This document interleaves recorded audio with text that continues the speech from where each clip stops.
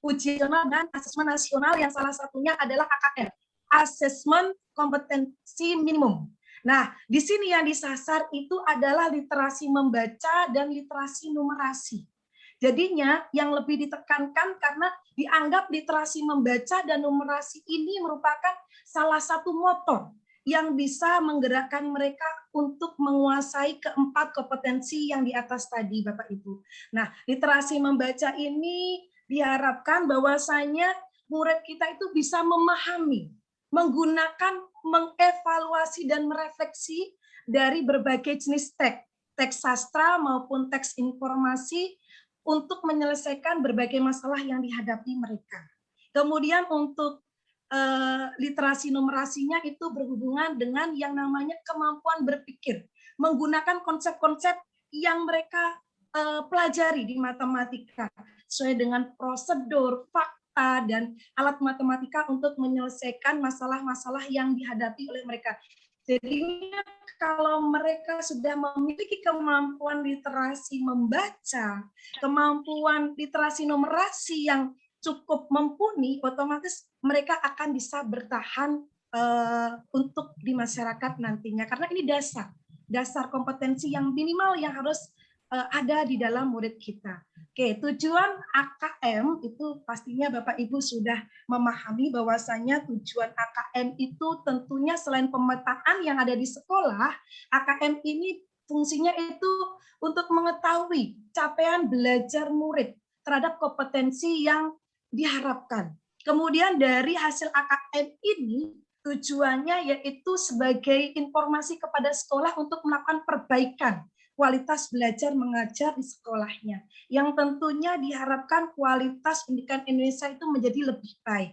Jadinya mari Bapak Ibu kita berusaha membuat butir-butir soal yang ada di sekolah kita itu berbasis AKM. Setidaknya murid kita itu tidak hanya bisa menghafal, tidak hanya bisa mengetahui sesuatu hal, tapi mereka itu lebih tinggi lagi kemampuannya itu menalar, menganalisis. Itu yang dibutuhkan di abad 21. Jadinya dengan soal-soal menalar, menganalisis, otomatis kita akan menumbuhkan critical thinking yang akhirnya menumbuhkan kreativitas dan inovasi mereka untuk menginisiasi membuat suatu karya. Nah, itu Bapak Ibu. Kemudian untuk komponen AKM itu sendiri, itu ada dari literasi membaca dan numerasi itu ada konten, ada apa itu proses kognitif dan konteks. Tentunya di literasi membaca itu kontennya itu ada dua Bapak Ibu, yaitu teks informasi. Teks informasi itu berupa teks non-fiksi, berarti berupa data-data yang ada di sekitar anak-anak. Tentunya kalau sesuatu dibuat kontekstual, itu otomatis mereka, murid itu lebih mudah memahaminya. Kemudian teks sastra itu sama dengan teks fiksi, ya berupa bacaan, kemudian dongeng, novel, dan lain sebagainya. Kemudian untuk proses kognitif ini apa itu berupa pengetahuannya. Di sini di AKM juga terdapat level 1, 2, dan 3. Nah, untuk literasi membaca di proses kognitifnya ini level 1-nya itu menemukan informasi yang tersurat dan tersirat dalam suatu bacaan. Nanti anak-anak itu menemukan sendiri dengan cara membaca. Kemudian untuk yang level 2 itu mereka itu akan mampu menyimpulkan informasi secara intrinsik di dalam atau antar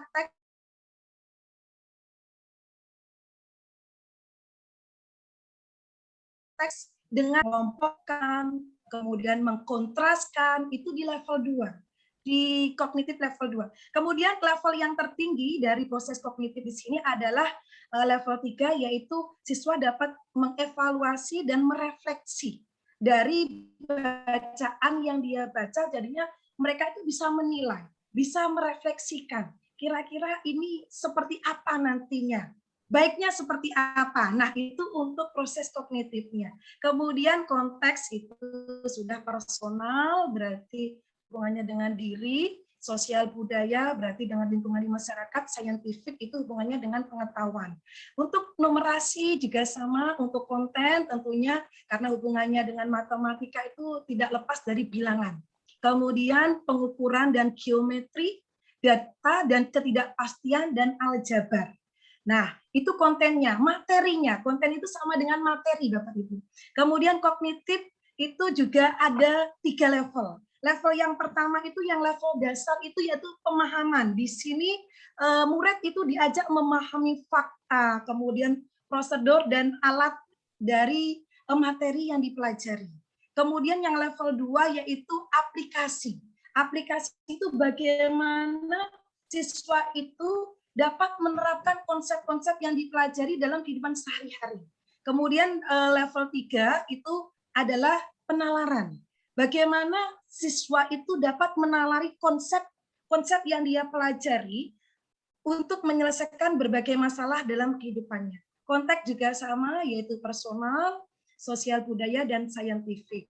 Nah, untuk konten tadi sudah saya paparkan, karena lebih singkatnya lagi nanti akan bacakan. Kemudian untuk ini Bapak Ibu, untuk bentuk soal AKM itu ada yang namanya objektif dan non objektif. Nah, objektif ini terdiri dari pilihan ganda. Nah, pilihan ganda dalam AKM itu ada 2, yaitu pilihan ganda yang seperti biasanya kita, kemudian pilihan ganda kompleks. Nah, perlu yang ingatkan, tentunya Bapak Ibu di sini sudah terbiasa untuk membuat soal. Di sini saya hanya mengingatkan bahwasanya pada pilihan ganda itu terdapat pokok soal dan beberapa pilihan ganda. Di mana pada pilihan-pilihan ganda pada pokok untuk soalnya itu ada satu kunci jawaban yang benar. Kemudian ada beberapa jawaban pilihan yang merupakan pengecoh. Di sini pengecoh dalam AKM itu adalah dibuat untuk untuk kita bisa memahami siswa ini benar-benar paham enggak dengan soalnya. Jadinya kita perlu menyiapkan yang namanya pengecoh. Sehingga kalau siswa tidak paham dengan soal yang dipelajari, otomatis dia tidak akan bisa menjawab dengan benar. Kemudian dalam penulisan PG, saya ingatkan kembali bahwasanya di situ itu ada materi, ada konstruksinya, kemudian ada bahasanya. Nah, materi ini itu hubungannya dengan konsep. Konsep yang kita berikan dalam soal itu adalah konsep yang benar, Bapak Ibu. Terdapat satu kunci jawaban dan beberapa pilihan yang tadi yang saya sampaikan, yaitu pilihan pengecoh. Jadinya jangan sampai nanti kunci jawaban itu bias. Kunci jawaban itu tolong dibuat benar-benar kunci yang paling benar. Karena kadangkala yang saya amati itu ada beberapa soal kuncinya itu hampir mirip sehingga menjadikan bias. Padahal tujuannya mungkin pengecoh, tapi ya tolong nanti diperhatikan itu. Kemudian untuk pilihan jawabannya mohon dibuat homogen dan logis. Logis itu dalam artian bisa diterima oleh nalar. Kemudian untuk konstruksinya itu adalah berupa pokok soal. Pokok soal itu adalah pertanyaannya sendiri, kemudian pilihan jawaban dan diberikan informasi tertentu yang mendukung bahwasanya itu kira-kira kunci jawaban yang paling benar dan mana pengecohnya. Yang bahasa itu pastinya sesuai dengan PUB, Pedoman Umum Ejaan Bahasa Indonesia. Nah, kemudian untuk yang pilihan ganda kompleks sama, intinya itu ada pokok soal dan pilihan jawabannya berupa pernyataan-pernyataan, namun di sini ada 2 atau lebih jawaban yang benar. Dan di sini di soal AKM ini yang terpenting adalah pemberian stimulus. Pemberian stimulus tadi dengan kalau bahasa Indonesia dengan teks informasi atau non fiksinya, atau teks sastra atau teks fiksinya, Kenten. Nah, itu untuk pilihan ganda kompleks. Kemudian untuk menjodohkan, nah ini fungsinya menjodohkan dalam soal AKM AKM itu fungsinya untuk mengukur kemampuan siswa kita dalam mencocokkan, menyesuaikan, menghubungkan dua pernyataan yang disediakan. Jadinya nanti ada di sisi kiri itu biasanya itu untuk soal, kemudian di sisi kanannya adalah berupa jawaban. Jadinya anak-anak itu berusaha untuk menghubungkan, mencocokkan kira-kira soal ini dengan mana jawaban yang tepat di samping sebelah kanannya. Nah, kemudian untuk isian itu sudah pasti itu menuntut memberikan jawaban secara singkat, yaitu jawaban bisa berupa kata, frase, angka, maupun mungkin simbol. Ya, karena isian singkat itu tentunya kan secara singkat. Nah, yang tadi non objektif ini berupa isi atau uraian. Nah, uraian ini itu biasanya itu sama, perlu juga stimulus. Stimulusnya perlu. Mohon selalu diingat bahwasanya di AKM itu perlu yang namanya stimulus dan infografis sebelum kita menyampaikan pertanyaan yang akan kita berikan. Kemudian IC di sini, bagaimana kita mengemas soalnya agar anak-anak itu bisa menjawabnya dengan mengorganisasikan gagasan atau pengetahuan atau pengalaman yang dipelajarinya ketika mereka itu kita fasilitasi dalam belajarnya. Jadinya di soal IC ini itu siswa itu mengorganisasikan, menguraikan, menjelaskan dengan bahasanya sendiri.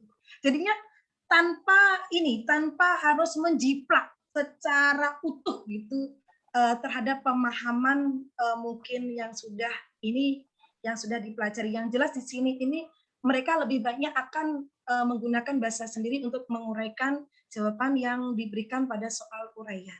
Nah, jika komponen AKM tadi sampun, ada konten, kemudian ada proses kognitif, konteks.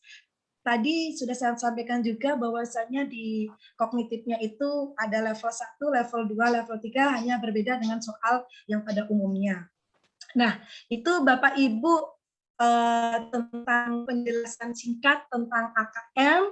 Kemudian untuk masalah contoh-contoh soal itu akan disampaikan oleh Pak Sumawe. Yang jelas untuk sekedar informasi bahwasanya Bapak Ibu nanti kalau membuat soal itu yang perlu dipersiapkan adalah bagaimana Bapak Ibu mempersiapkan kontennya, materi yang akan disasar. Kemudian tolong disiapkan kontennya itu secara kontekstual karena anak SD ini pemikirannya itu masih bersifat konkret. Kemudian belum begitu abstrak. Kelas 6 pun kebanyakan apalagi kegiatan daring dan mungkin baru memulai PTM, jadinya mereka itu kemungkinan besar itu untuk berpikir secara abstrak agak kesulitan. Kemudian yang berikutnya tadi proses kognitifnya ada level 1, level 2, level 3. Itu mohon diperhatikan, kemudian tetapkan konteksnya, dia seperti apa, kemudian jenis soalnya tadi ada pilihan ganda kah, pilihan ganda kompleks, kemudian menjodohkan isian atau uraian. Jadinya karena di sini informasinya itu 35% soal pilihan ganda, kemudian tapi istilahnya tadi 35 butir soal, 35 butir soal pilihan ganda, 5 butir soal uraian, jadinya nanti mohon disesuaikan kesepakatan kemarin kita diminta untuk kesepakatannya 20% soal AKM. Jadinya 20% soal AKM dan 80% itu soal seperti biasa. Nah, demikian Pak Warsa untuk pemaparan saya tentang apa itu AKM. Untuk teknik dan cara pembuatan soal akan dilanjutkan oleh Pak Sumawo. Terima kasih. Mohon maaf apabila ada kekurangan dalam saya menjelaskan, karena Niki juga hal yang baru untuk dia. Mungkin dengan kegiatan sharing hari ini lebih menambah wawasan kita semua dan teman-teman kita semua tentang AKM. Terima kasih. Saya kembalikan kepada Pak Warsa. Silakan Pak Warsa. Ya, terima kasih Bu Mila Cantik sudah memberikan kita beberapa pemahaman tentang cara pembuatan soal AKM. Mudah-mudahan teman-teman yang lain bisa mengikuti, kalau bila perlu melebihi Bu Mila. Nah, oleh karena itu saya selaku koordinator mengucapkan terima kasih kepada Bu Mila dulu karena sudah memberikan berbagi kepada kita semua pada sore hari ini. Untuk lebih lengkapnya, supaya lengkap, selengkap-lengkapnya kita tim penulis bisa menulis soal ini dengan bagus, maka dilanjutkan lagi oleh Pak Made Sumawe. Untuk itu, De Sumawe silahkan.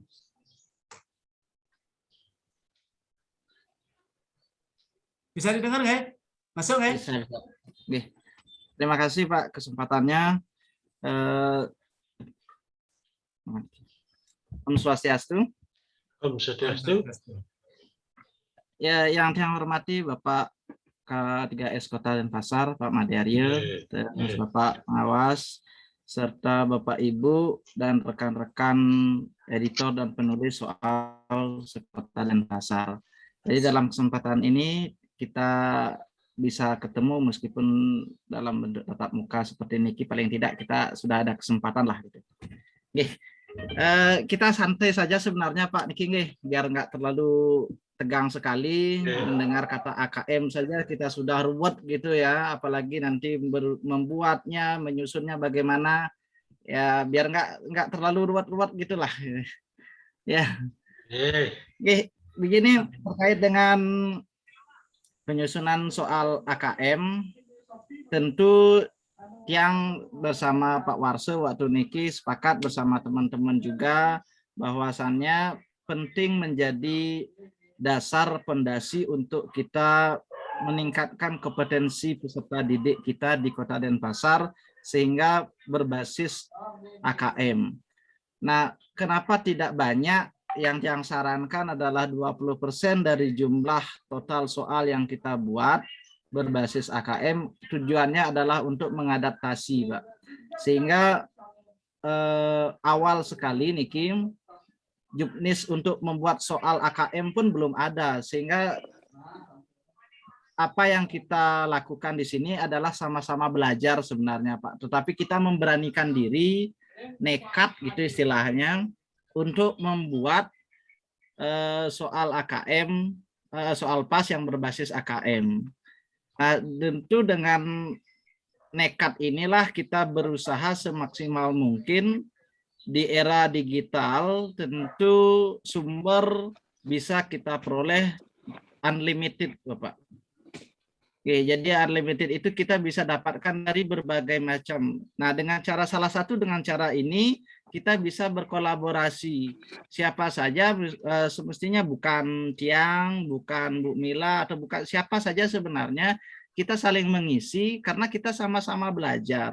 Dalam hal ini Tiang juga minta saran nanti ketika ada hal-hal yang baru kita kolaborasikan, karena sekarang bukan era lagi kita berkompetisi menurut yang baik itu adalah kita berkolaborasi, karena tidak lagi kita mengedepankan individu sendiri. Kalau individu sendiri sudah ketinggalan zaman lah istilahnya. Jadi kita saling mengisi, saling bantu-membantu antar teman sehingga kualitas yang bisa yang tercapai mampu mengukur kompetensi yang kita miliki khususnya peserta didik. Oke, yang langsung saja Pak nggih, yang share screen-nya.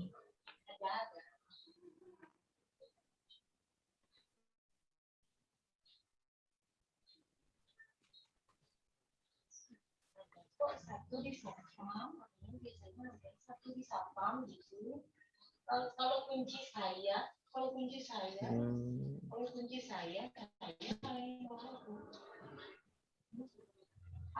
ada di Satpam Bu, cuma bisa di gini nggih, share screen-nya Tiang. Bisa. Udah bisa. Bisa nggih. Bisa. Nggih. Judulnya Tiang kalau yang bawakan adalah kita belajar menyusun PAS berbasis AKM. Bapak Ibu, kenapa kita belajar ya, karena ini awal, jadi tidak ada yang sama sekali persis tahu bagaimana, yang hanya mengenal dan berusaha belajar bagaimana sih bentuk-bentuk soal AKM, bagaimana kita menerapkan soal AKM tersebut ke peserta didik kita. Jadi setelah kita tahu, tentu kita bisa mengimplementasikan seperti apa yang disampaikan oleh Bu Mila tadi, benar sekali, yang sepakat sekali bahwa orientasi kita adalah peserta didik. Jadi bagaimana kita meningkatkan kompetensi peserta didik itu sehingga muncullah pelajar-pelajar Pancasila, kemudian mampu menciptakan generasi yang bernalar kritis melalui peningkatan kompetensi-kompetensi mereka.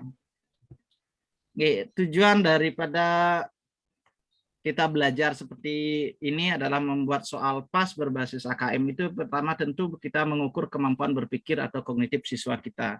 Jadi dengan kita memberanikan diri membuat soal PAS yang berbasis AKM meskipun jumlahnya 20% dari jumlah total, tentu kita selain mengadaptasi perkembangan mengadaptasi hal-hal baru agar dapat juga mengukur kemampuan siswa itu seperti apa. Kemudian mengasah nalar teks, bacaan, dan hitung-hitungan. Karena AKM itu dia basisnya adalah literasi dan numerasi. Literasi itu membaca intinya, gitu ya, tapi tidak semua skupnya membaca, dia termasuk literasi. Literasi skupnya sangat luas sekali.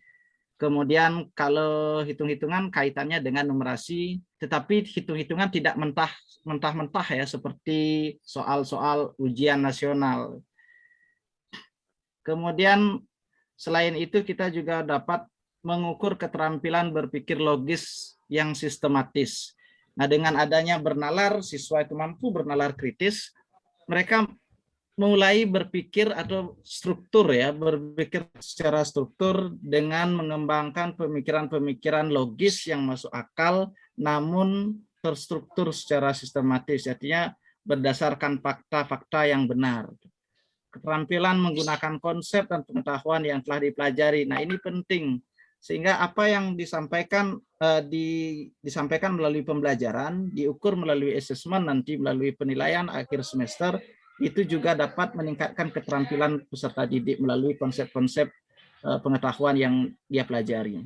Kemudian memilah dan mengolah informasi. Nah, ini tujuan penting.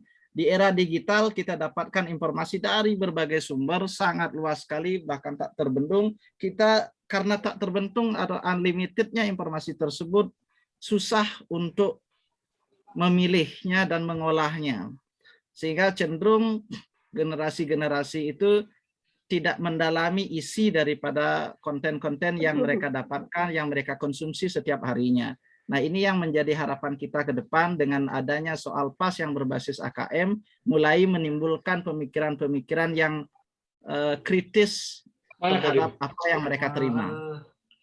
Selain itu, proses berpikir yang dituntut diperlukan untuk dapat menyelesaikan masalah. Nah, penting sekali bahwa apa yang menjadi tujuan soal AKM itu adalah menyelesaikan masalah atau problem solving-nya yang menjadi orientasi penting. Dalam kehidupan sehari-hari kita sering membelajarkan peserta didik itu cenderung hanya untuk menuntaskan kurikulum atau menuntaskan pembelajaran. Tetapi yang jauh lebih penting itu adalah kita bagaimana menuntun siswa itu bisa menyelesaikan permasalahan yang mereka hadapi sehari-hari. Nah, inilah peran kita sebagai guru. Selain pembelajaran, dalam asesmen kesempatan ini kita menulis soal, tentu soalnya berorientasi pada penyelesaian masalah. Jadi masalah-masalah yang sangat dekat dengan kehidupan peserta didik sehari-hari. Jadi mereka tidak asing lagi bahwa oh ini loh masalah kita dalam sehari-hari, oh gini loh caranya pemecahan. Dia bisa mengorientasikan pemecahan masalah tersebut secara logis. Bahwa AKM itu terbagi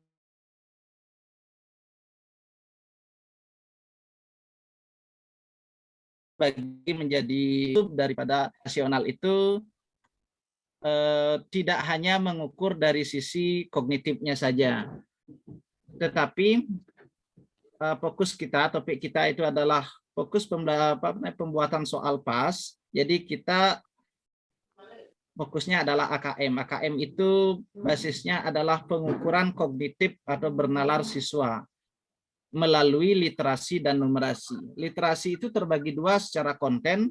Sudah tadi rasanya sudah disampaikan sama Bu Mila bahwa teks fiksi secara sastra, literasi itu meliputi sastra, terbagi menjadi teks fiksi dan teks informasi. Nah, teks fiksi ini kita tahu bahwa apa yang menjadi literasi itu tertuang dalam teks fiksi seperti dongeng, kemudian cerpen, hal-hal yang bersifat menarik untuk dibaca oleh peserta didik. Nah, hal-hal menarik itulah nanti yang bisa mereka tularkan melalui pengalaman-pengalaman moral atau pesan-pesan moral dalam kehidupan sehari-hari.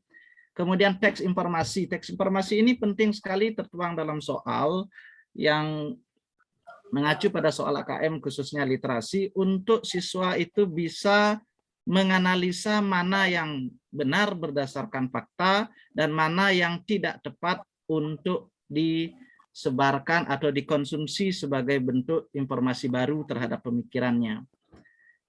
Kemudian sub dari AKM itu adalah numerasi selain literasi. Numerasi istilahnya bahasa kita sehari-hari itu adalah ya bahasa hitung-hitungan gitu ya. Kalau hitung-hitungan ya sudah ada kaitannya dengan matematika. Kalau dulu kita berhitung pasti orientasi kita berpikir bahwa itu adalah matematika. Nah, tetapi matematika yang sekarang tidak seperti matematika yang dulu. Misalnya negatif 5 ditambah 6 berapa hasil dari negatif 5 ditambah 6. Nah, itu kan soal-soal yang istilahnya tidak menimbulkan penalaran yang kritis. Jadi tidak akan mengkaitkan informasi baru yang mereka olah dalam pemikiran-pemikiran peserta didik. Nah, konten-konten daripada numerasi itu diantaranya bilangan, pengukuran, geometri, data, ketidakpastian, serta aljabar. Nah, itu yang menjadi sub pembahasan, fokus pembahasan dalam numerasi. Di dalam nanti perakitan soal, dalam hal penyusunan soal, tentu teman-teman penulis mengadopsi konten-konten yang termasuk numerasi, khususnya di matematika. Kalau yang tematik, ya akan mengadopsi dan meng-ATM-kan. Kalau bahasa yang ATM itu kita amati, tiru, modifikasi. Dari mana kita amati? Tentu dari berbagai sumber yang kita ada. Di internet bisa, kemudian di sumber-sumber yang lain juga banyak sekali. Kemudian di khususnya tematik itu bisa kita optimalkan pada semua pembelajaran sebenarnya. Kalau kita berpikir orientasi literasi itu cenderung ke bahasa Indonesia, muatan pelajaran bahasa Indonesia, kemudian ada teks. Nah, kalau yang tipe-tipe soal sebelumnya, soal-soal ujian nasional maupun ujian sekolah terkoordinasi di 2 tahun sebelumnya, itu biasanya 2-3 paragraf, ada teksnya, itu dianggap kita sudah banyak sebagai stimulus untuk peserta didik mengolah pertanyaan, mengolah informasi dari pertanyaan soal. Akan berbeda dengan soal-soal literasi. Jangankan 2-3 paragraf, itu bisa 1 cuplikan cerita, bisa panjangnya mungkin 500-700 kata. Nah, ini yang menumbuhkan minat baca anak ini yang susah kalau menurut yang. Tetapi susahnya itu tentu menjadi tantangan kita sebagai guru untuk mengoptimalkan peran-peran kita sebagai pendidik, bagaimana caranya mengembangkan dan menumbuh kembangkan, biakkan perilaku-perilaku baik untuk berkolaborasi mereka dengan niat sendiri ya untuk melakukan literasi, mau senang aja dulu membaca, setelah membaca mereka memahami. Tentu membutuhkan proses yang panjang. Meskipun dirasa berat karena mengawali biasanya kita beralih dari zona nyaman ke zona baru, rasanya banyak keluhan gitu ya.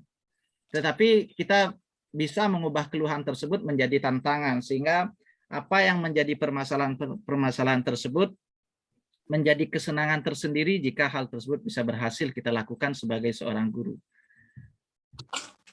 Nah, ini yang sampaikan alternatif link. Jadi nanti slide yang akan sharekan menjadi alternatif link Bapak Ibu yang menulis soal nanti, bagaimana bentuk soal-soal AKM, literasi maupun numerasi. Nanti yang sajikan di sini, ini dari Pusmenjar, sudah ada, baik dia, yang kira ini sudah biasa, sudah dilakukan karena persiapan-persiapan ANBK. Tentu kalau yang kelas 5, tentu ini sudah familiar sekali menjadi konsumsi peserta didik maupun guru untuk mengenal lebih jauh, lebih dalam terhadap bentuk dan isi secara mendalam daripada soal-soal AKM, literasi maupun numerasi. Nah, di sini di link di bawah ini yang tiang istilahnya belajar mengembangkan, mengadopsi, meng-ATM-kan, mengamati, tiru dan modifikasi dari soal-soal yang ada di internet, kemudian kita olah menjadi soal-soal yang dekat dengan lingkungan kita, khususnya di Denpasar, Bali. Jadi hal-hal yang berkaitan dengan kehidupan sehari-hari peserta didik kita yang dialami secara langsung dan diketahui secara dekat oleh peserta didik kita. Pak Ibu nanti bisa coba cek sebagai alternatif referensi kita. Nah, ada beberapa hal yang perlu kita fokuskan sebagai catatan terkait dengan literasi membaca AKM sebelum kita membuat soalnya atau mengenal soalnya dulu dan membuat soalnya. Jadi teks AKM terdiri atas teks informasi dan teks fiksi. Tadi sudah dijelaskan sebelumnya bahwa teks fiksi itu berupa ada cuplikan cerita, kemudian ada induk pertanyaan. Begitu pula teks informasi. Kalau teks informasi tentu teks-teks yang biasanya dikutip dari berita-berita secara digital, bisa yang sifatnya berisi fakta. Kemudian teks AKM disajikan lebih utuh dengan gambar ilustrasi yang kuat, sehingga pesan yang disampaikan jauh lebih komprehensif. Nah, tentu tadi Bu Mila juga bilang bahwa infografis menjadi penting sebagai stimulus selain stimulus secara ilustrasi di dalam pokok soal. Hal ini untuk merangsang minat siswa untuk membaca lebih dalam, karena kita tahu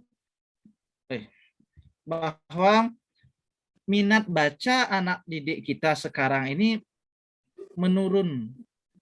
Tiang alami di SD Tiang sendiri, seolah-olah kita melakukan refleksi sebagai guru itu apa yang salah. Ternyata anak-anak itu cenderung instan ya, melakukan pemikiran serba cepat. Sehingga apa yang menjadi topik permasalahan dia, kalau kita berikan ilustrasi sebagai stimulus soal, malas untuk dibaca. Sehingga dia asal. Nah, inilah nanti bagaimana cara kita merangsang minat mereka dengan menyajikan grafis atau gambar yang menarik bagi mereka. Kira-kira kalau dia perkembangan didik itu mungkin grafis-grafis game, kemudian hal-hal menarik seperti sekarang lah, yang up to date sifatnya. Sehingga dia, oh ini ada hal yang baru nih. Sehingga dia dengan adanya gambar, dia sudah tertarik. Kemudian membaca dia pokoknya. Nah, itu yang kita harapkan. Stimulus teks AKM bertujuan sebagai sarana menilai kompetensi sekaligus menginspirasi mereka. Nah, di dalam contoh soalnya nanti kita lanjutkan. Nah, seperti Niki. Contoh soal literasi. Nah, tapi sebelum ke sini, nanti kan kita sesuai dengan kesepakatan pertemuan sebelumnya bahwa untuk yang kelas tinggi 35 soal PG, dan 5 soal uraian, tentu tidak melepas dari teknis-teknis penulisan 25 mods, 50 mods, dan 25% daripada HOTS. Tetap kita mengacu pada hal-hal yang menjadi pakem dalam pembuatan soal. Tetapi karena hal yang baru, kita mengadaptasi bentuk soal-soal AKM. Bagaimana cara kita merubah ini tantangan bagi guru, bagi kita semua, khususnya tim penulis, untuk mengubah atau memodifikasi soal-soal bentuk AKM menjadi soal pilihan ganda dan uraian. Karena seperti yang Bu Mila tadi sampaikan, dan teman-teman juga sekiranya yang yakin benar bahwa AKM sudah dipahami, di mana bentuk soal AKM itu terbagi 2, yaitu objektif dan non-objektif. Nah, yang objektif ini seperti soal-soal era 90-an, bahwa ada pilihan ganda kompleks, ada menjodohkan, kemudian benar salah, dan isian. Nah, itu yang termasuk soal-soal pilihan ganda objektif. Jadi soal-soal yang model seperti itu, kalau dia misalnya menjodohkan, kemudian benar salah, kita desain dia menjadi soal pilihan ganda. Bisa pilihan ganda biasa ataupun pilihan ganda kompleks. Tentu dengan mengupayakan hal-hal yang bersifat ilustrasi seperti Niki. Jadi disajikan gini, teks fiksi boleh, teks informasi juga boleh. Di mana bisa ngutip, silakan, itu seninya teman-teman penulis untuk melakukan hal tersebut. Kemudian isi ya sedikitnya grafis lah, gambar yang menarik mereka. Kalau gambar ya tentu mereka akan tertarik, ada apa ini ya gitu. Tujuannya menarik mereka untuk membaca. Setelah bacaan itu benar-benar dibaca oleh peserta didik, disinilah peran sekarang membuat pertanyaan yang sinkron dengan ilustrasi atau grafis yang disajikan. Nah, Niki kalau yang berikan contohnya, jadi ada grafis seperti Niki. Nah, ini kan pilihlah pesan-pesan yang merupakan simpulan dari isi teks. Nah, di sini kalau soal pilih AKM ini bisa jawabannya lebih dari 1. Ya, akan tetapi karena kita sepakati soalnya berbentuk pilihan ganda dan uraian, jadi kita desain ini, ubah dia menjadi soal pilihan ganda kompleks. Bukan dalam arti kita mengabaikan kenapa kok tidak ada isian gitu ya. Nah, isian itu kita set dia menjadi bentuk soal pilihan ganda. Apakah pilihan ganda kompleks yang misalnya sebuah pernyataan kemudian pilihannya bisa menekankan atau menjelaskan daripada ilustrasi yang sudah ada. Kemudian untuk numerasi yang perlu diperhatikan itu sebagai bentuk pesan. Jadi peserta didik memiliki kompetensi untuk mengolah informasi serta menginterpretasikan informasi. Jadi apa yang didesain oleh teman-teman penulis untuk menulis soal pas yang berbasis AKM nanti, tentu peserta didik itu bisa mengolah informasi yang ada. Karena matematika biasa, numerasi, khususnya matematika, itu biasanya berisi grafis yang bersifat data. Ada angka-angka, kemudian ada gambar, di sanalah kita diberikan pertanyaan-pertanyaan. Entahkah pertanyaannya terkait dengan konten-konten daripada subnumerasi yang tadi sebelumnya yang bagikan. Nah, selain itu bahwa peserta didik juga dapat bernalar dengan pemahaman konsep-konsep yang dipelajari. Jadi soal numerasi itu adalah gabungan dari berbagai pemahaman, berbagai materi prasyarat. Jadi tidak hanya terfokus dia, tetapi luas ya. Maka satu kompetensi dalam satu soal itu bisa terintegrasi dari berbagai materi-materi pendukung yang lainnya. Nah, dengan nanti diberikan soal numerasi, tentu kemampuan bernalar melalui konsep matematika itu peserta didik mampu kita giring melalui desain soal untuk menyelesaikan masalahnya. Nah, ini contoh yang belajar untuk membuat soal numerasi. Di link yang tadi ini yang sempat begini buatkan. Jadi ini ada grafis sebuah ilustrasi kapal selam. Ini waktu kapal selam Indonesia yang gini nih, yang tenggelam. Nanti yang buat seperti niki sebagai informasi grafis yang up to date terhadap perkembangan zaman. Nah, ini materinya adalah bilangan bulat nih, khususnya kelas 6 karena yang ngajar di kelas 6. Nah, seperti niki. Jadi ada data-data seperti ini. Ya, kemudian infografisnya kita adopsi dengan nama-nama lokal, ya, ini Komang Raga gitu misalnya. Kemudian ini pernyataan yang sesuai dengan infografis tersebut pada bilangan bulat. Nah, dengan adanya infografis berisi data, kemudian pertanyaannya hanya singkat seperti niki, pernyataan yang sesuai dengan infografis tersebut. Jadi peserta didik itu akan berupaya untuk mengeluarkan kemampuan bernalarnya.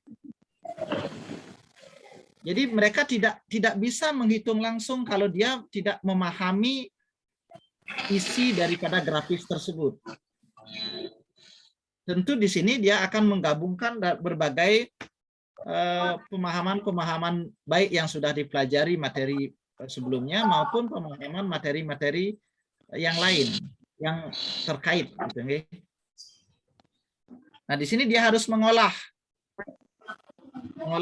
daripada data-data ini sehingga dia mampu menarik kesimpulan pada akhirnya menemukan jawaban yang tepat sesuai dengan infografis di sini. Untuk membuat soal yang kira memang tidak mudah kita bayangkan seperti yang kita lihat di contoh Bapak Ibu yang sangat merasakan bagaimana kegelisahan mungkin teman-teman guru, teman-teman penulis untuk membuat soal AKM. Tapi mau tidak mau kita harus beradaptasi, harus menyesuaikan dengan keadaan. Karena hanya dengan perilaku adaptasi tersebutlah kita bisa menumbuh kembangkan pengetahuan-pengetahuan baru.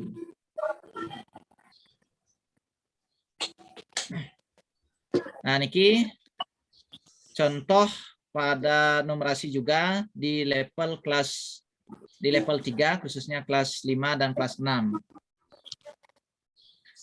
Kenapa yang sempat di kelas 3 dan kelas 6 yang mendadak sekali tadi buat slide-nya sehingga hanya kelas 6 saja, tapi tidak menutup kemungkinan tadi link yang Tiang share-kan tadi itu ada beberapa soal-soal yang kelas level 1, kelas 1 dan 2, level 2, kelas 3 dan 4. Sesuai dengan level-levelnya nanti mungkin teman-teman penulis bisa sebagai referensi link-link tersebut. Oke, dari Kemendikbud juga banyak. Nah, di sini terkait dengan soal-soal pecahan, ada ilustrasi diperkuat dengan adanya infografis bahwa ini ilustrasi ini sangat dekat sekali dengan kehidupan mereka, khususnya dalam berwirausaha seperti dagang, di rumah pasti ibu atau tetangganya dekat sekali dengan kehidupan-kehidupan nyata melalui perdagangan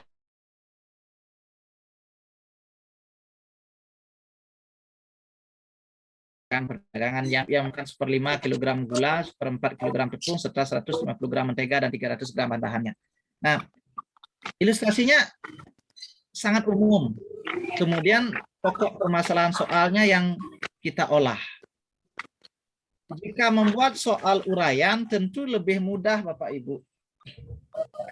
Kenapa lebih mudah? Karena pertanyaannya kan tidak perlu kita membuat pengecoh, tidak perlu kita membuat analisa yang rumit, yang tentu menyajikan jika langkahnya ke kiri ada jawaban meskipun itu salah. Yang kira teman-teman penulis, khususnya yang penulis matematika, jauh lebih memahami itu. Intinya adalah bagaimana kita memodifikasi soal-soal AKM itu menjadi soal pilihan ganda dan soal uraian. Karena kenapa diupayakan bentuk soal pilihan ganda dan uraian? Kalaupun nanti dibagikan dalam bentuk master soal, setiap satuan pendidikan tentu diberikan kebebasan secara merdeka asesmennya, baik dia melakukan secara daring, kalau dia pilihan ganda tentu sangat mudah sekali untuk diadopsi menjadi soal daring. Begitu pula di soal uraian, akan tetapi pemeriksaan soal uraian secara daring harus dilakukan secara manual.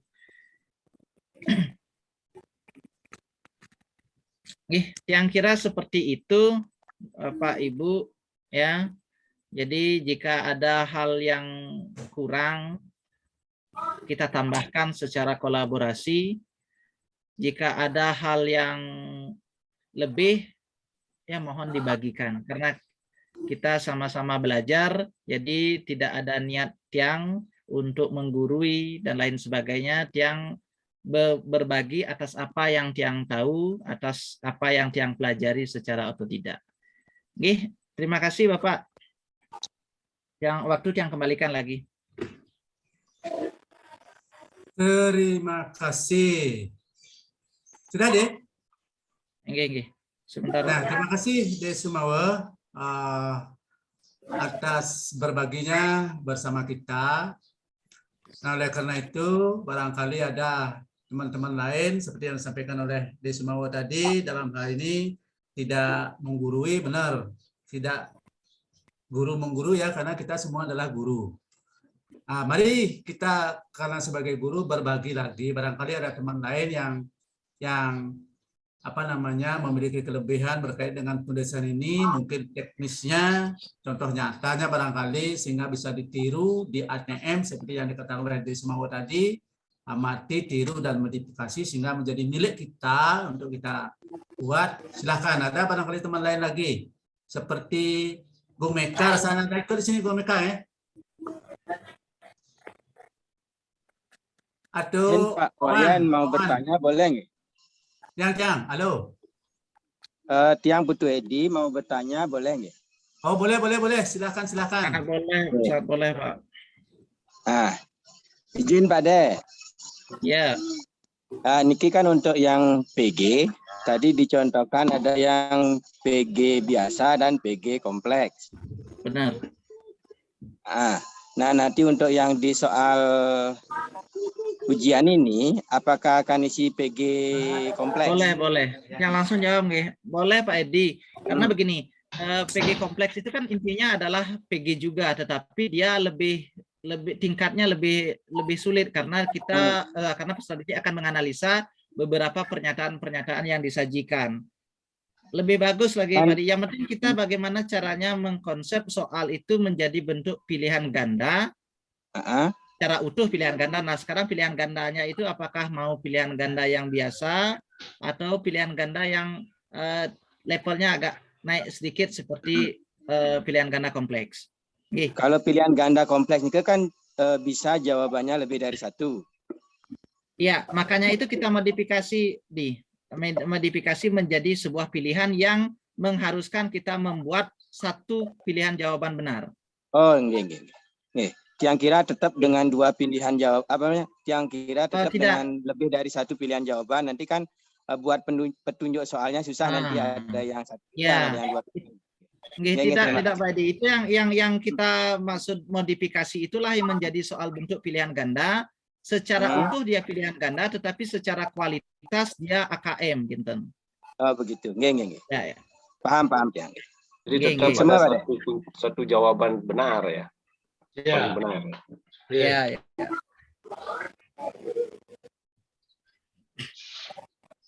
Oke. Pak Ada lagi Wawan barangkali sepertinya atau tambahan? Nah ini Pak Wawan. Wawan. Pak Wawan sudah ada. Ada tambahan lagi Pak Wawan, silakan. Oke Pak, selamat sore. Pak Wayan, terima kasih atas waktunya. Kebetulan kemarin tiang di WA sama Ibu Mila diminta membantu.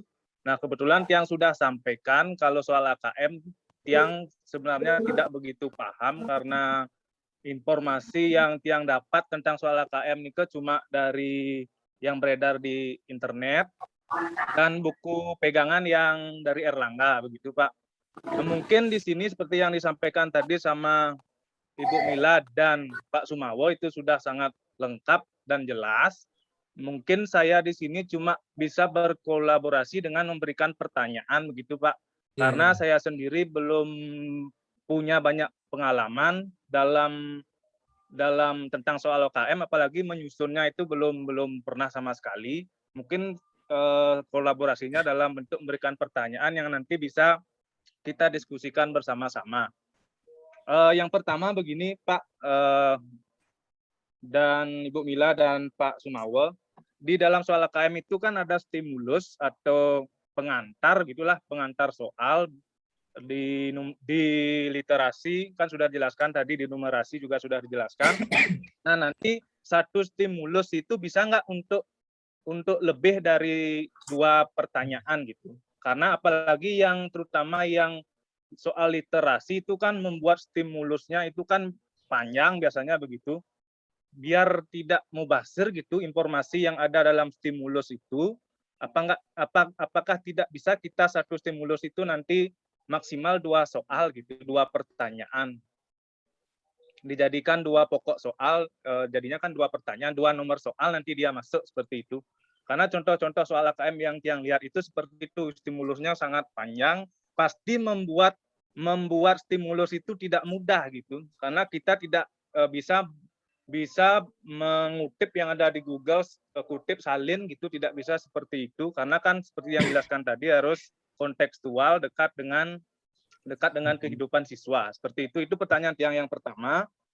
Kemudian yang kedua, seperti contoh soal yang ditampilkan oleh Pak Sumawo tadi kan di soal yang level 3 kayaknya, yang untuk kelas 5 dan kelas 6, tadi kan tokoh yang diberikan dalam infografis itu semua namanya nama Bali gitu. Apakah nanti ini tidak menimbulkan kesan adanya fanatisme kedaerahan begitu, Pak Sumawo?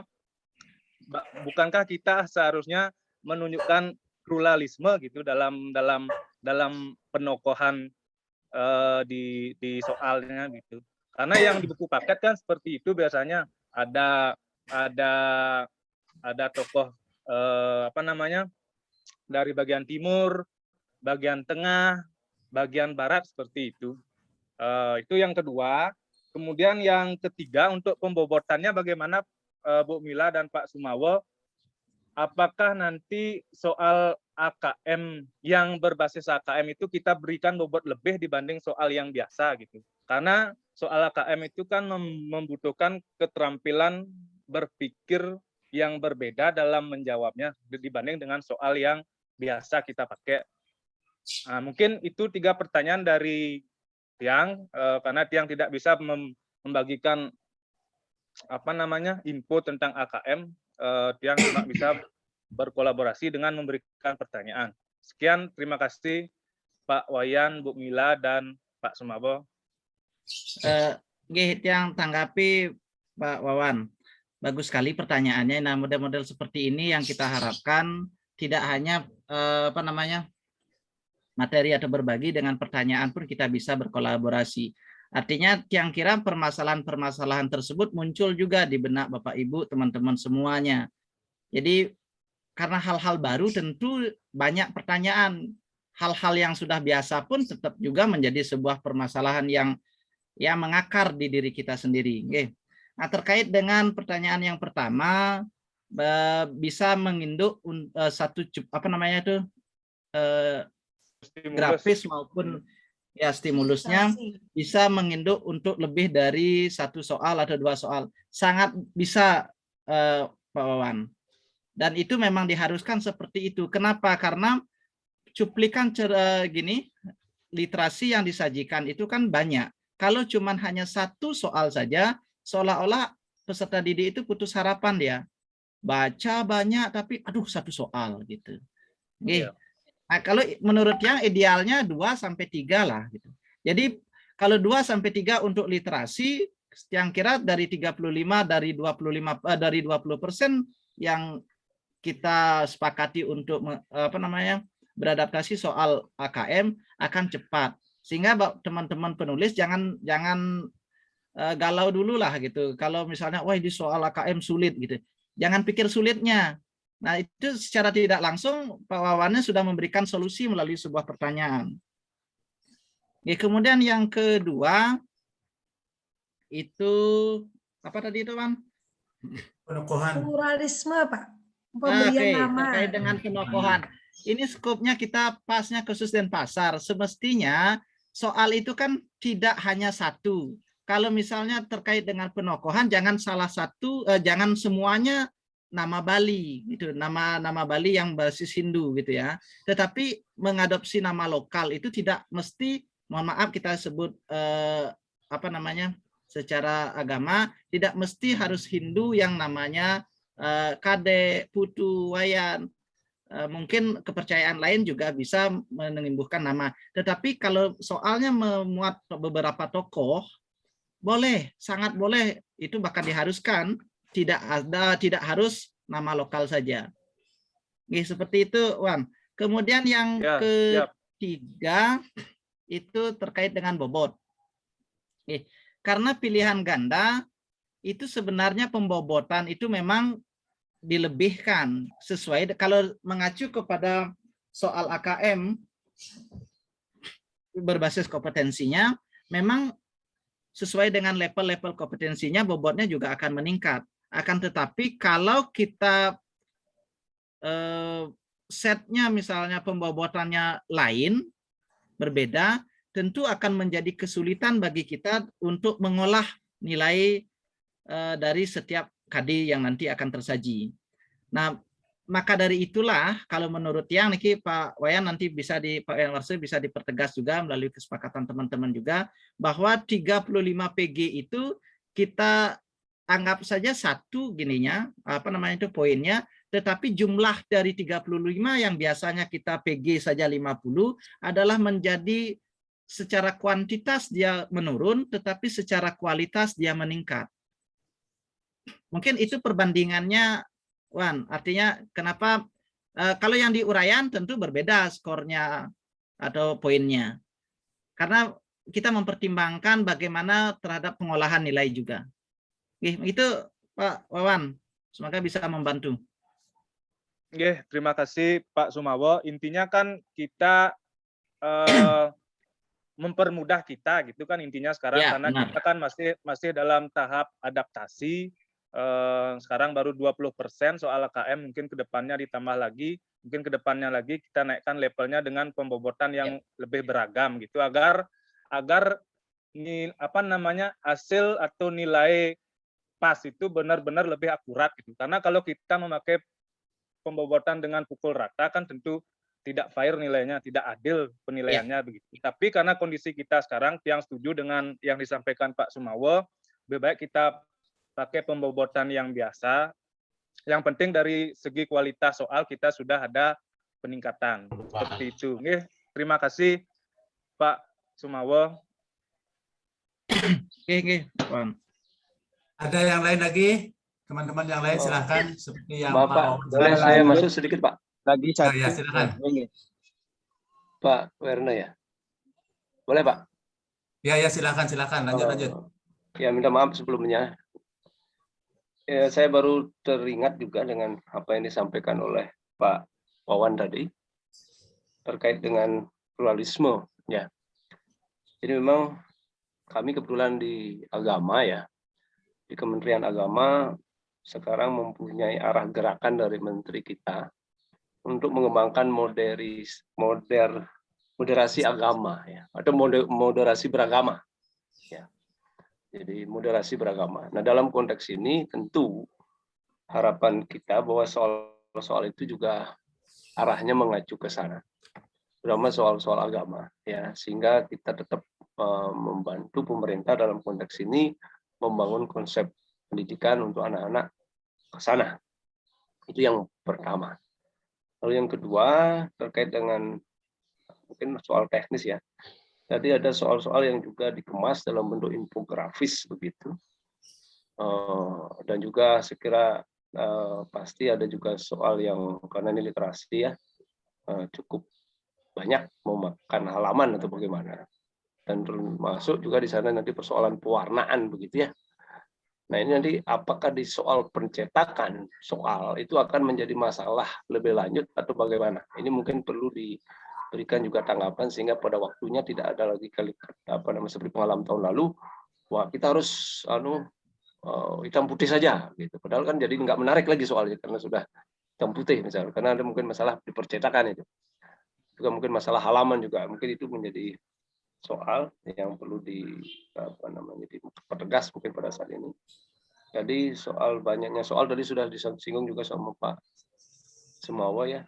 Jadi acuannya tetap acuan KD terkait dengan banyaknya literasi yang ditulis, kemudian harus berapa soal. Sekira acuannya tetap menjadi acuan KD yang menjadi pembahasan kita. Mungkin itu refleksi saya atau mungkin ada tanggapan lain mungkin bisa dikembangkan. Terima kasih. Terima kasih Pak Werner. Bagus. Ini tadi pertanyaannya masalah pewarnaan dan jumlah halaman itu ya, poinnya ya. Ya. Nah, bagaimana di Sumbawa masalah pewarnaan berkait dengan pencetakan karena kita akan memberikan master ini ke masing-masing. Yang tanggapi Pak Nyoman Werner itu pertanyaannya kritis sekali, sekaligus mengingatkan kita terhadap peran-peran kembali untuk sebagai penulis soal, bahwa yang nanti menjadi outputnya adalah master soalnya Niki Pak.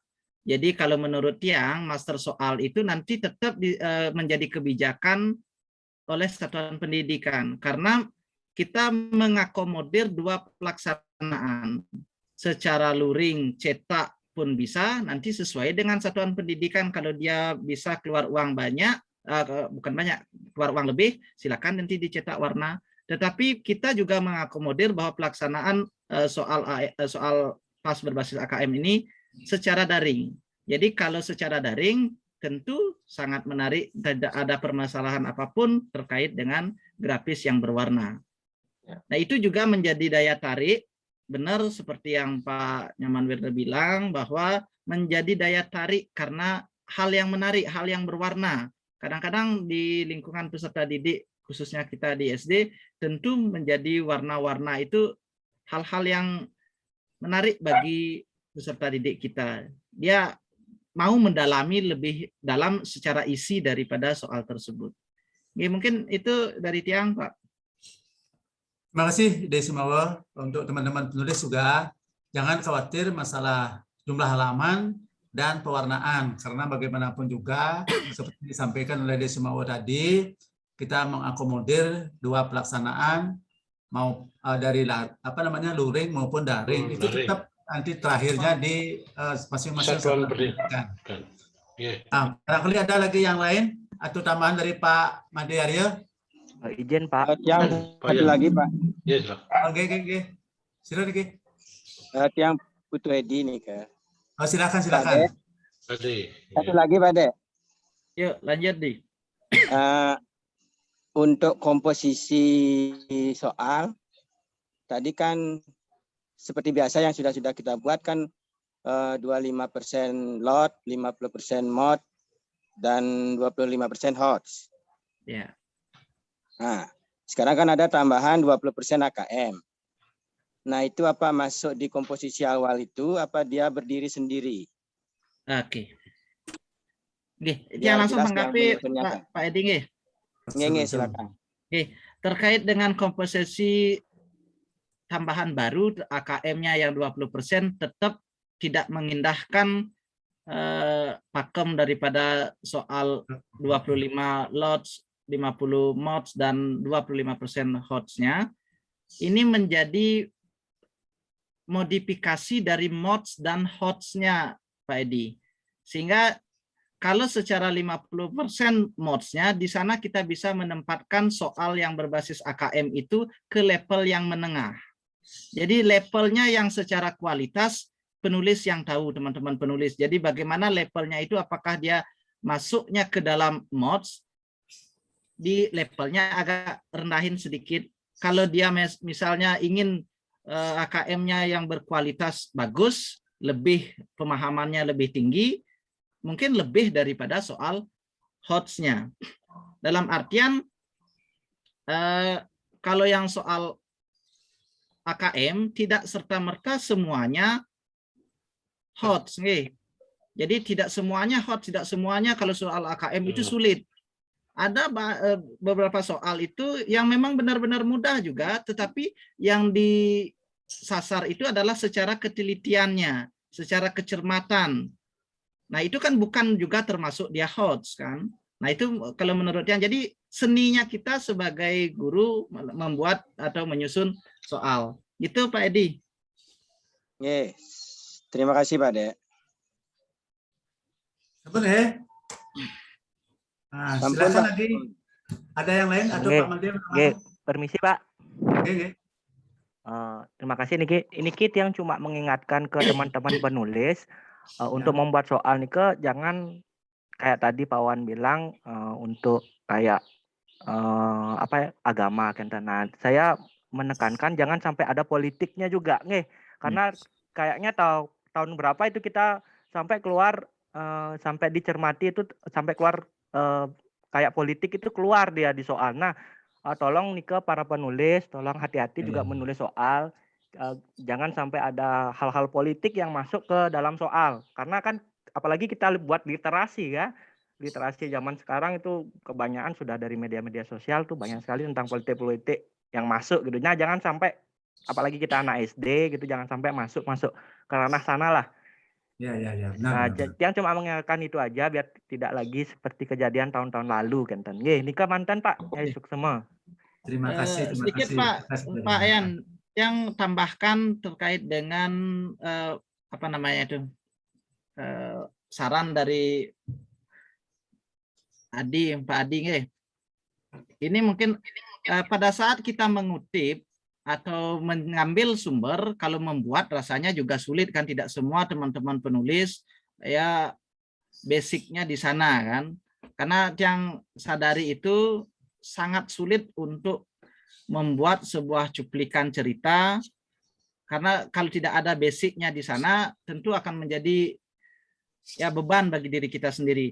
Nah, yang berikan alternatif saja, ketika kita mengutip, kutiplah yang sifatnya ilmiah, seperti teks informasi yang sifatnya ilmiah. Nah, kalau yang sifatnya ilmiah itu bisa di jurnal ngambil, itu tidak masalah. Tetapi jangan ngambil yang sifatnya di blog yang sumbernya kita ragukan. Atau kurangi yang sifatnya berita-berita yang benar, seperti Pak Adi bilang itu, bahwa yang berkaitan dengan politik, janganlah, ini anak SD kan ranahnya terlalu tinggi dan itu juga di luar dari pakem penulisan soal juga. Lebih baik yang ambil yang sifatnya sains gitu, yang sifatnya ilmiah. Kemudian kalau mau aman ya teks fiksi saja, aman sekali. Kan tidak mesti harus literasi itu fiksi maupun informasi.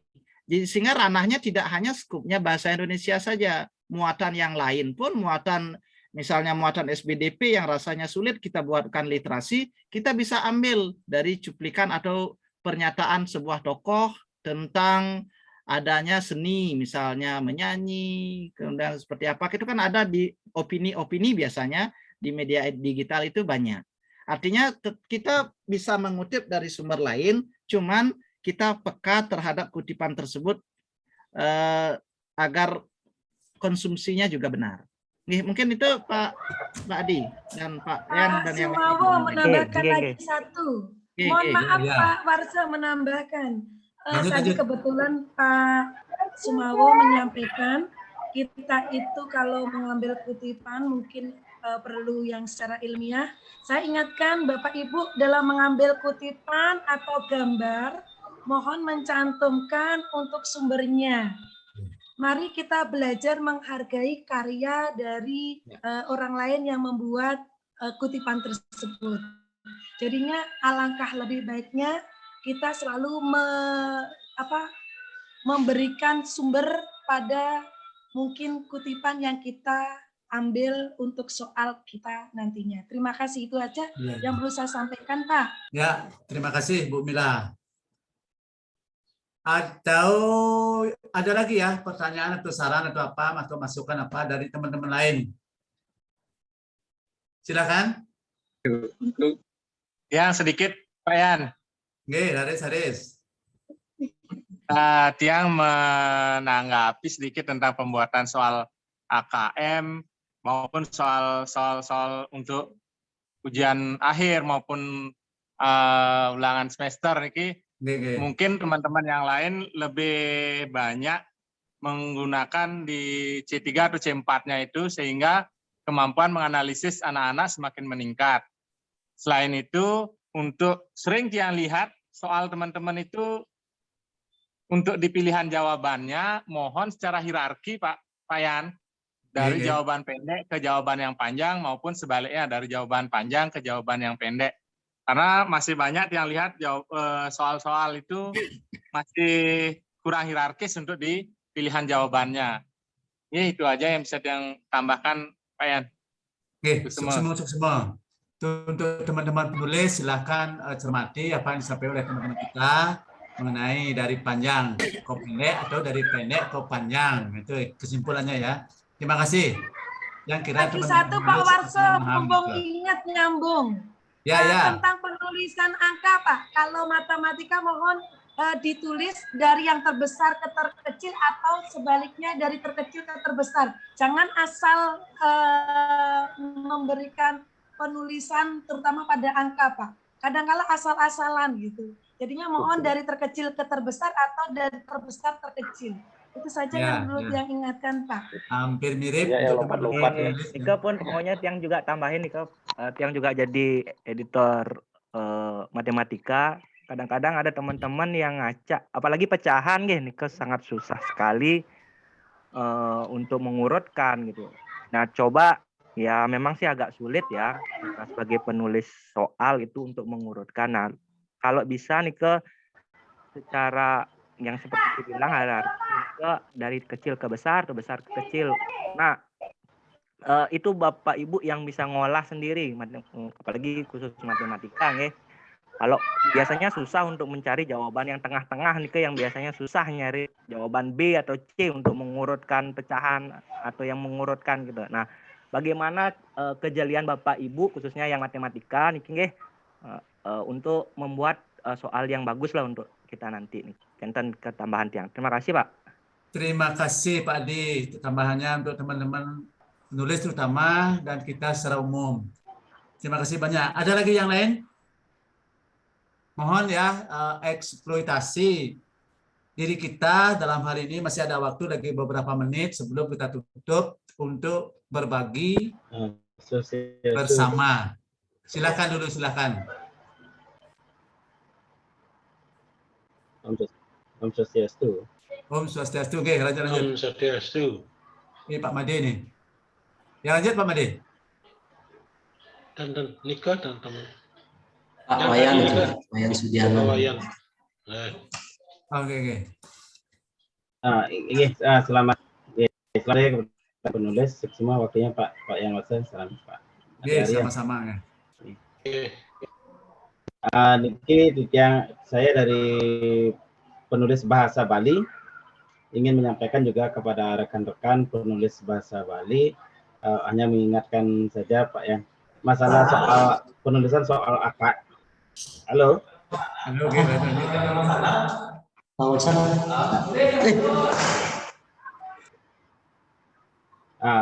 masalah soal AKM ini mungkin jangan dijadikan beban ya, karena saya kira teman-teman saat menulis soal tengah semester atau mungkin itu secara tidak langsung rekan-rekan sudah menulis soal AKM itu kan biasanya membuat ada soal cerita itu dan segala macam itu mungkin sudah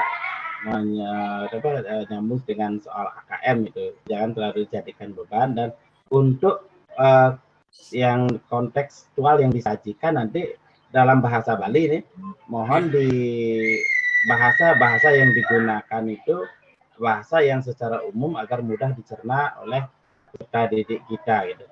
Itu yang perlu saya sampaikan, dan pilihan ganda agar tidak membuat pilihan ganda yang ambigu nanti, yang tidak membingungkan peserta didik saat menjawab soal. Mungkin itu yang perlu saya sampaikan juga. Oke, sukses semua Pak Yan. Sama-sama. Nah, begitu untuk teman kita, untuk teman penulis bahasa Bali, umumnya niki silahkan cermati. Dan dia harapkan semua, baik penulis bahasa Bali, mapel yang lain, tematik juga terus berkoordinasi, berkolaborasi dengan tim editor. Sehingga pada saatnya nanti, pada waktunya nanti sesuai dengan jadwal yang kita sudah tentukan, soal bisa selesai tuntas sehingga kita bisa setorkan ke panitia PAS Kota Denpasar. Dalam hal ini adalah penanggung jawabnya adalah Pak Made Aryo Menalo selaku Ketua PDKS, sehingga bisa didistribusikan ke sekolah masing-masing di semua kecamatan di Kota Denpasar. Nah, dalam hal ini karena kita sudah banyak berbincang-bincang masalah penulisan soal AKM, terutama karena masih dalam situasi menyesuaikan ya, baru 20%, mudah-mudahan di penulisan part nanti bisa ditambahkan lagi persentasenya soal AKM-nya. Nah, karena ini yang sebelum diakhiri, apa ada lagi masukan yang lain nih, teman-teman? Aduh, Pak Made, ada tambahan lagi Pak Made ya? Masih di Zoom ini yang lihat. Semua Pak Yan, taman kedek ya. Untuk soal AKM, kami titiang mohon supaya, karena soal tes PAS ini kan setelah UNBK, setelah UNBK, biar tidak nanti timbul masalah apa-apa, jangan sekali mengutip di sana, ya sesuai artinya menjiplak lah, pangsen sama dengan UNBK yang kemarin nih muncul soalnya, nih harapan tiang. Silakan Bapak Ibu, modal-modalnya kutip di sana, cuma materinya jangan jiplak itu kayak LKS itu kemarin pengalaman kan ribut jadinya di lapangan. Di kemantan saran tiang karena pelaksanaan PAS niki setelah UNBK, setelah UNBK, biar betul-betul ini baru soal AKM yang bagus, ini baru nih gitu munculnya. Di kemantan Pak Yan, sukses semua masukannya. Sukses semua Pak Made. Kalau teman lain, ada lagi teman yang lain? Kalau tidak ada, yang selaku koordinator, teman-teman Bapak Ibu, mengkoordinir teman-teman, satu, mengucapkan terima kasih banyak.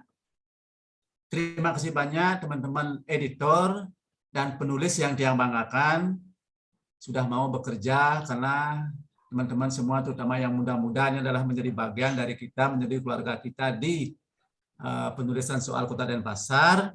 Terima kasih banyak. Terus kedua, mohon maaf jika ada kesalahan atau kekurangan.